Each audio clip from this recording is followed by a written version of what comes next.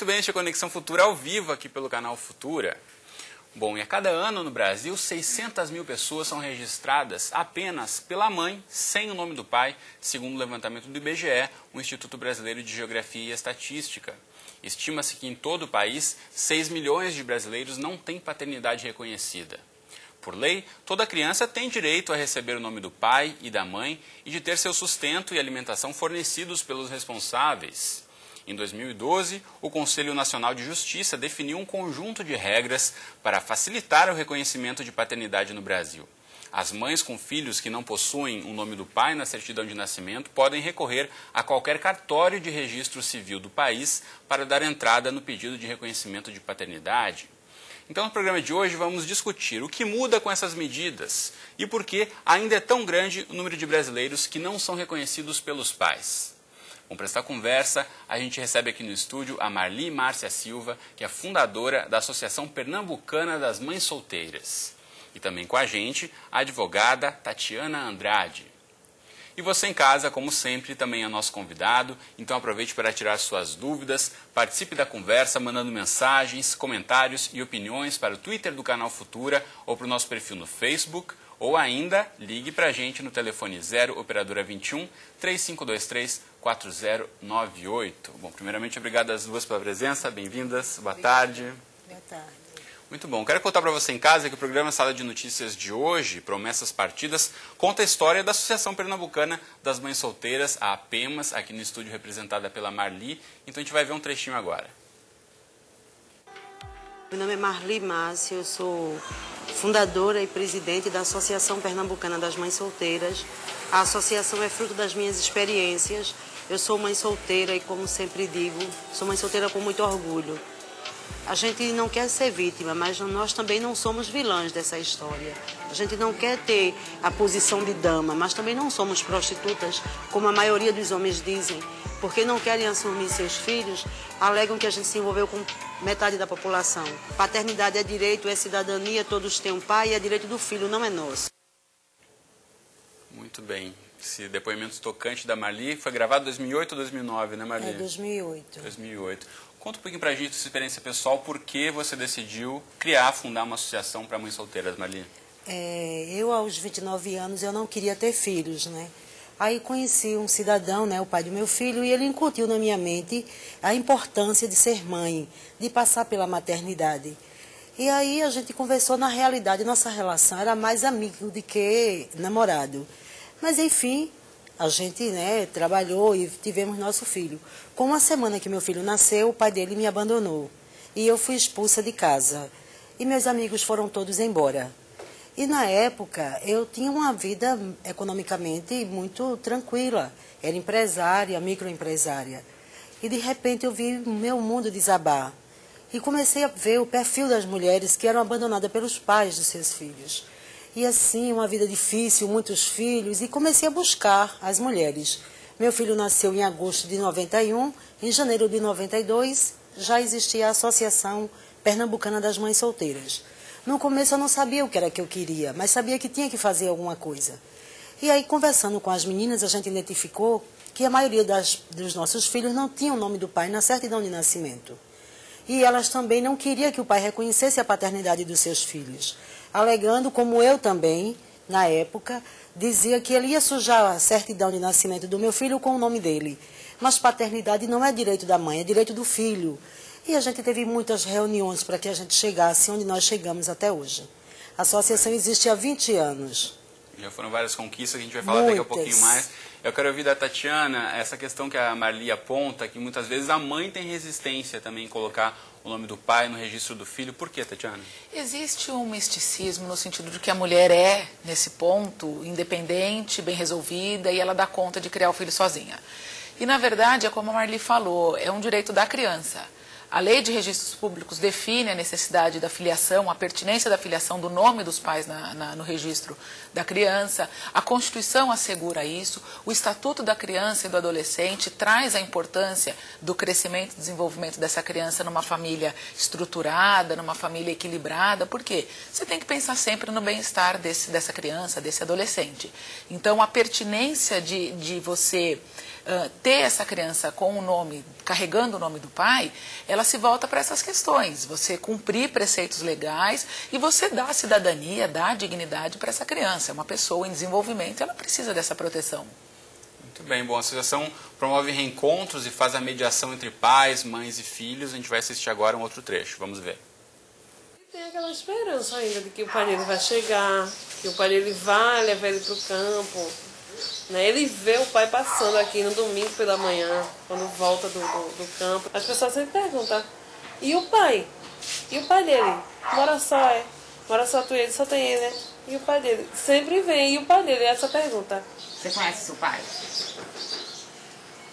Me conta um pouquinho a história que você sabe dele. O que você sabe do seu pai? Eu sei que ele...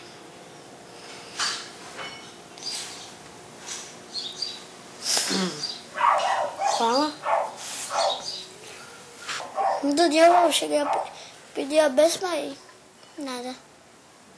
Tem coisas que você gostaria de falar pra ele ficar sabendo? Que tipo de coisa?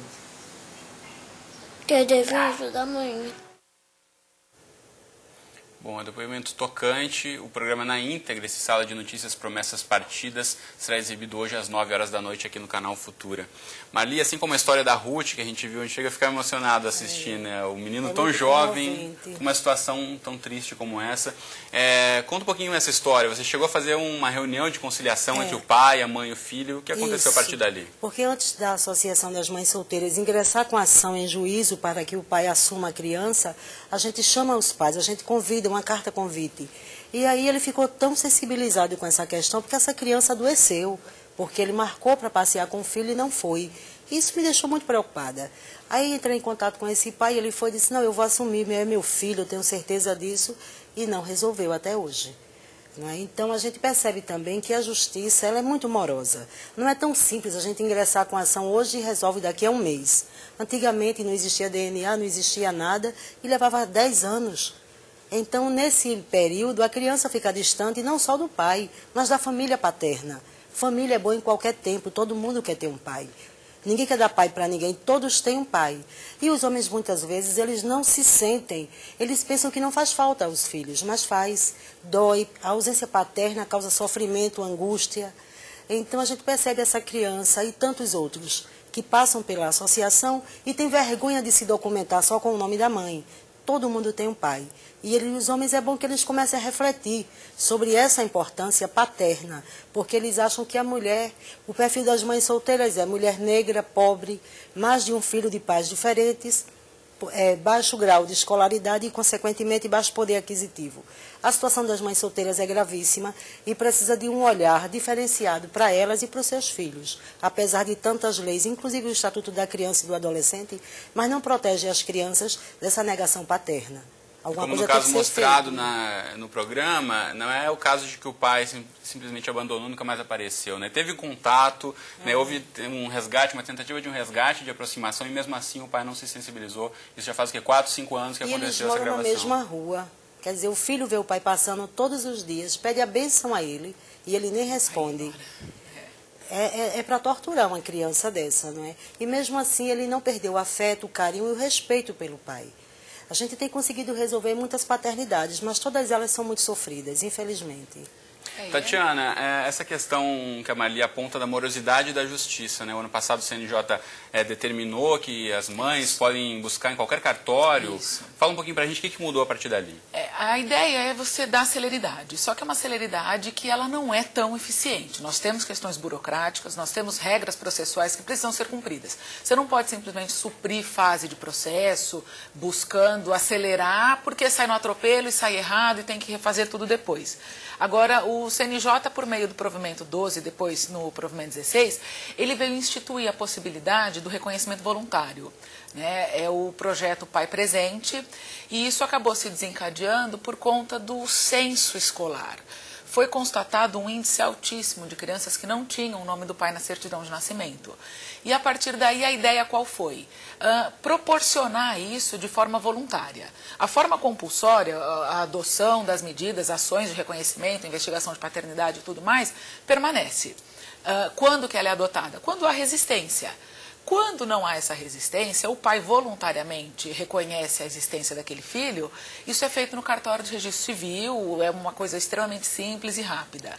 Agora, a gente não pode pensar só na questão do judiciário, porque se tem cidades que não tem ali, a pessoa não tem acesso ao judiciário tão facilmente. E o cartório acaba viabilizando isso. Então, a mãe com os documentos, o pai com os documentos, quando o pai vai e reconhece a paternidade, voluntariamente não tem problema, ali já se regulariza. Agora, quando a mãe vai buscar esse reconhecimento, o pai vai ser notificado. Ou ele comparece e acaba reconhecendo, ou ele permanece inerte, ou ainda o que é pior, se recusa.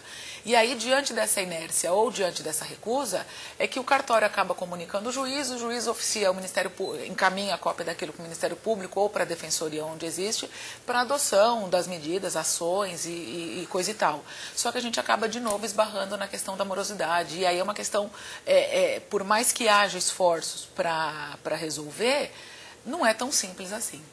Você tem, às vezes, uma deficiência de pessoal, uma questão burocrática, o endereço dele, às vezes a mãe não tem endereço, não sabe. Dá uma referência, olha, ele morava ali na rua tal, perto do campo de futebol. Como você vai encontrar a pessoa ali? E não é uma coisa fora da realidade. Tem histórico de pessoas que têm um envolvimento, é uma coisa de uma noite e depois não tem outras referências de quem é o pai. Ah, eu sei que o pai é conhecido por tal apelido. Como que você vai localizar essa pessoa? Então, essas questões burocráticas, elas acabam servindo de entrave. Por mais que se tenha uma iniciativa, por mais que se tenham boas ideias, a logística às vezes falha, né? Eu só queria aproveitar a deixa da doutora, porque, veja bem, esse provimento 16 do Conselho Nacional de Justiça, se eu tenho um filho que mora em Recife, eu moro aqui em São Paulo, estou aqui com o pai dele, se a gente quer garantir esse reconhecimento, eu posso procurar qualquer cartório, é assim que diz o provimento. Mas, na prática, isso vai demorar muito para funcionar, porque no estado de Pernambuco, como existe associação, e além da gente fazer denúncia, fiscalizar, e está sempre com essa briga acirrada com todos, e são nossos parceiros, mas eu acredito que os cartórios não vão se dispor a mandar um documento para o cartório do Amazonas para o Rio, do Rio para São Paulo. A minha preocupação é essa, hoje, porque o provimento ele é maravilhoso. E também, que hoje o pai e o filho que for de maior não precisa mais da presença da mãe para garantir esse reconhecimento paterno. A gente sabe que tem 5 milhões de pessoas, segundo dados do CNJ, que a gente acredita que tem um número muito maior, porque esses dados é só das escolas. Quer dizer, ainda tem um subregistro. Tem um subregistro, tem pessoas que não estudaram. Quer dizer, muita gente já se foi sem ter tido o direito de ter o nome do pai em sua certidão. Sempre digo, paternidade é direito, é cidadania e não é favor dos homens e nem deveria ser da justiça como não é. Mas a gente tem que garantir que a coisa funcione com muito mais rapidez, porque enquanto isso essas crianças é que são penalizadas. Bom, a gente tem participações do público e você em casa pode mandar sua mensagem para a gente pelo Twitter ou pelo Facebook do Canal Futura ou ainda ligando para a gente no 0 Operadora 21 3523 4098. A gente está aqui esperando a sua participação, assim como já fizeram primeiramente a Olimares de Freitas Antônio pelo Facebook. Obrigado pela participação. Ela diz o seguinte, que está na hora da justiça ficar mais séria em relação aos homens que abandonam os filhos. A questão está banalizada e fere todo um sistema que envolve família, escola e a comunidade. Fala aqui do sofrimento que é terrível. Você que acompanha isso de perto, Marli, concorda com ela? A questão do sofrimento não existe lei, não existe regulamento que vá remediar isso. E as mulheres muitas vezes se sentem culpadas porque não deram o pai certo para o filho dela. Ela fica querendo sempre maquiar essa situação. Não, seu pai vai aparecer, seu pai, como o caso de Ruth. Ruth tem que jogar bola com o filho dela, porque não tem um pai para fazer isso. Isso chega a doer mesmo na alma dessas pessoas. São muitos depoimentos que a gente escuta, inclusive pessoas bem resolvidas financeiramente, que têm vergonha de mostrar um documento só com o nome da mãe. Quando a gente faz palestras, essas pessoas chegam para mim e dizem, eu me sinto na clandestinidade. Aí paternidade é um tema que ele tem que ser pautado sempre. Eu acho paternidade uma coisa extremamente envolve, como essa senhora falou, toda a sociedade. Ainda tem a questão também das pessoas que estão presas nos presídios, que não têm direito a ver seus filhos. Eu sei que ele está ali, ele errou por algum motivo, está pagando sua pena. Mas paternidade, ele quer ver o filho, mas não tem escolta para essa criatura sair e ir ao cartório. A gente tem que começar a facilitar esses caminhos para que seja mais rápida essa paternidade. Tatiana, essa questão do sentimento do sofrimento, não há lei que possa regular isso. Não há lei, não há resolução, não há provimento, não há nada. Você privar a criança de ter contato com o pai, e se isso é possível, ter esse contato, essa relação, mas a mãe opta, não vai ter acesso, não quero saber, você, de certa forma, você está violando o direito da criança, você está violando bases de formação dessa criança. Porque é direito dela crescer e se desenvolver num lar estruturado, tendo conhecimento das suas origens, sabendo quem são os seus familiares, ter acesso à convivência com o pai, à convivência com os avós, à convivência com a família. O Estatuto da Criança e do Adolescente, quando ele vem e traz o princípio da proteção integral, ele caminha muito de mãos dadas com uma regra da legislação hoje, que é a questão da afinidade, da afetividade. Você reconhece e consagra o parentesco por essa relação de afinidade. E não tem como falar que aquela criança pode dispensar a presença paterna. Ela precisa de um pai, ela precisa de uma referência masculina ali. E o pai, como ela falou, é uma questão de dignidade, de necessidade. Não tem como você suprimir, não precisa. Precisa, é direito dele, pronto. Muito bem, tem mais perguntas chegando para a gente do público. A Elzira da Silva, aqui do Rio de Janeiro. Obrigado, Elzira, pela participação. Pergunta para Marli. Como você faz, então, para conscientizar pais? Qual tática pode ser levada para conscientizar os pais, para reconhecer os filhos? E ela também dá os parabéns a você pelo trabalho e pela iniciativa. Obrigada. Muito obrigada mesmo. Sempre que eu chamo o pai, eu mostro a ele que ele é importante para essa criança. Eles não se veem importante na vida delas. Eles acham, não, a mãe toma conta, a mãe se vira, não é assim. Então, sempre que a gente vai conversar com eles, eu mostro o carinho que essa criança precisa, o sofrimento dessa criança e a importância dele. E eu gostaria também de deixar registrado que até 2006, a nossa vida era colocar homens na justiça para reconhecer paternidade de filhos. E tinha muitos pais que queriam reconhecer, mas era pago e caro. Então, foi quando eu propus a primeira campanha de reconhecimento paterno no Brasil, foi feita lá em Pernambuco, ele é meu pai, e de lá para cá, normalmente os homens é quem me procuram para reconhecer. A campanha teve Ele é Meu Pai, Seja um Pai Legal, é a última, Seja o Herói do Seu Filho, que inclusive está no documentário, Promessas Partidas, e os homens já veem a importância deles na vida dessas crianças. Então, aos poucos, a gente vem mostrando aos homens que acho que a única associação de mulheres que vive atrás dos pais, dos homens, na realidade, é das mães solteiras, para que chegue perto da família. É encontros e reencontros entre pais e filhos. É o que a gente quer. É a família unida. Muito bom. Essa questão da gratuidade é importante ressaltar, mesmo que a legislação nem estava preparada, não previa situações como essa também. Então, a partir daí, atualmente, no Brasil todo é gratuito. Doutora Eliana Calmon está de parabéns. Ela foi uma pessoa à frente da corregedoria do CNJ, maravilhosa em relação ao tema paternidade. Muito bem, tem mais participações aqui. Agora tem uma pergunta para a Tatiana, pergunta do Sebastião José do Nascimento de São Paulo. Obrigado, Sebastião, pela participação. Ele diz que cuida de um menino de 17 anos. Mas o pai não ajuda o menino e não o reconhece. O que ele pode fazer? Qual é a relação de parentesco dele com essa criança? Isso não está especificado aqui. Ele não menciona, né? A questão, o auxílio, a prestação dos alimentos é dever do pai, da mãe, quando a guarda é dela, enfim, os dois ali vão acabar arcando com essa necessidade, mas na impossibilidade do genitor, os responsáveis por ele, então os avós, acabam também tendo essa incumbência. Eles podem sim ser compelidos a quitar esse débito, que embora seja um débito, um valor para suprir as necessidades de subsistência, nem sempre vai suprir a necessidade maior, que é a necessidade de afeto, de convivência, de carinho, enfim. Mas ele, na condição de responsável por essa pessoa... Eles colocam como cuidador dessa criança, então, adolescente, de 17 anos. Ele, na condição de cuidador, mantendo uma relação de trabalho ali, como se fosse um acompanhante, enfim, ele não tem a obrigação legal de prestar o auxílio para essas despesas, para subsistência na condição de alimentos.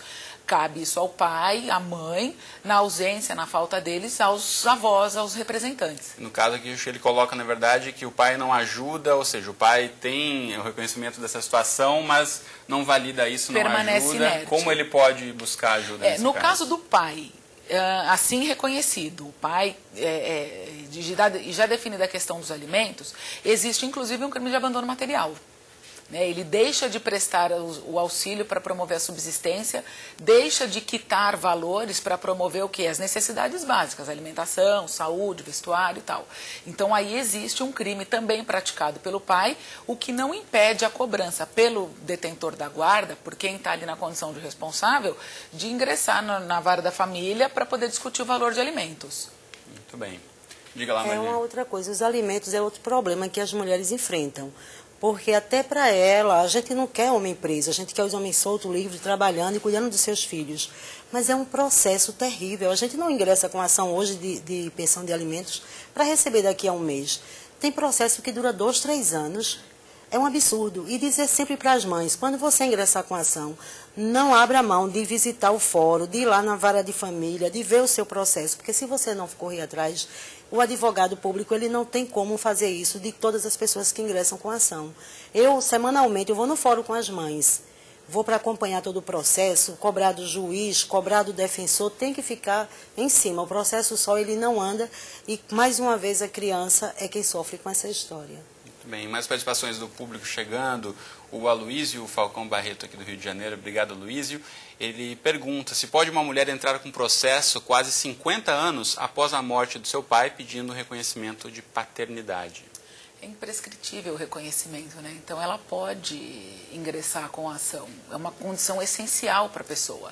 Então, para preservar a dignidade, mesmo tendo já decorrido o prazo do que ele alega aí, do óbito, é possível. É possível. É possível. Muito bem, mais perguntas aqui. Na verdade, a Lúcia, do Rio de Janeiro, ela faz uma questão delicada em relação ao sentimento que a gente falava um pouco antes, né? Essa sensação da falta. Como descobrir que as crianças estão sentindo a ausência do pai, Marli?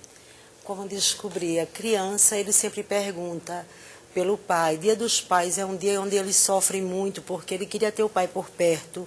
Muitas mães que eu conheço compram um presente e mandam, olha, teu pai mandou para tu no Dia das Crianças, sabe? É a figura que não existe fisicamente presente, não é? Mas as crianças sentem muita falta, elas... E a mãe também diz, olha, se você fizer isso, eu vou dizer a seu pai quando ele aparecer. Sempre se mantém aquele homem presente, sem ser fisicamente na relação, porque o filho sente falta. E tem mães que chegam a dizer, não, eu não quero reconhecimento porque meu filho não sente falta. Ele não diz para a mãe, porque ele já sabe que ela já está carregando um fardo muito pesado e não quer deixá-la mais preocupada. Mas, enfim, até hoje, todas as crianças e adolescentes e adultos que passaram pela Associação das Mães Solteiras mostraram sempre muito sofrimento, tal qual a história de Ruth. Eu já ouvi mais de 2.000 histórias parecida com essa. E nenhuma foi dizendo, graças a Deus que meu pai não está aqui. Não, sempre querendo esse pai presente. Em relação a isso, tem um depoimento aqui da Rosângela pelo Twitter. Ela diz que muitos homens não querem responsabilidades, então a mãe assume sozinha. Essa é a posição colocada por ela aqui, mas que na verdade a gente não pode deixar de ter em vista o direito da criança, como falamos aqui desde o início do programa, de ter o reconhecimento tanto do pai como da mãe. Infelizmente a gente está chegando ao final do programa. Eu quero, na verdade, ouvir de vocês para a gente encerrar. Então, dicas para quem passa por uma situação como essa em casa ou conhece alguém que está numa situação semelhante. Como pode recorrer, então, a partir de agora, dessa decisão do CNJ, qualquer cartório? Qual o caminho inicial, Marli Tatiana? Primeiro que a mãe deve procurar o cartório se ela não mora naquela cidade. O filho foi registrado em outra cidade, em outro estado, ela recorra. E se não resolver, ela procure a Corregedoria de Justiça do estado dela e faça essa denúncia. Porque os cartórios, eles são regidos pela Corregedoria. Então, se é lei, tem que ser cumprida. Outra coisa também, as mulheres gestantes, elas podem adquirir, lutar para ter os alimentos gravídicos, que já é um indício para que depois que a criança venha, quando nascer, já dê início ao procedimento de reconhecimento paterno. E lembrando sempre a todas as mães solteiras, todas as pessoas, que paternidade é um direito e que a mulher nunca deve abrir mão disso, porque seu filho todo o tempo vai sentir falta do pai. O importante é o senso de responsabilidade dos homens, tem que ter essa responsabilidade, tem que admitir que é pai e que tem que prover a subsistência, as necessidades do filho, e as mulheres também. A partir do momento que ela ingressa com essa ação ou que ela vai ao cartório, ela não está para reivindicar um direito próprio. Ela está ali na condição de representante de alguém que não pode fazer aquilo naquele momento. Então, não tem que ignorar, não tem que cruzar os braços, tem que mesmo cobrar o que é certo, exigir o que de direito, porque essa criança, além de precisar, é um direito dela. Muito bem.